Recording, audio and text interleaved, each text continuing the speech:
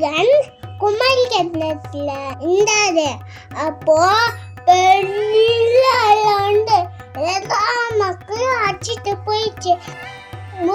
முருகன் கொஞ்சம் மக்கள் காப்பாற்றி இலங்கைக்கு கூட்டிட்டு வந்தார்.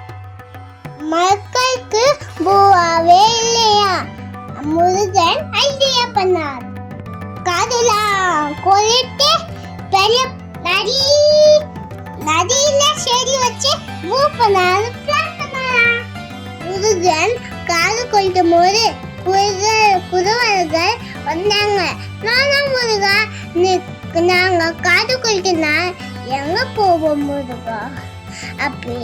அப்படி குருவர்கள் சொன்னாங்க. இல்லப்பா, காது கொள்ளுனாதான் எல்லா பேருக்கும் பூவா கிடைக்கும் அப்படி முருகன் சொன்னார். அண்ணா குருவர்கள் கேட்கல. அண்ணா 2 பேருக்கு சண்டை வந்து அது முருகன் தான் ஜெயிச்சாரு. அப்புறம் முருகன் காதல குளித்து நிறைய செடி வச்சுட்டு பூவா பண்ணாரு.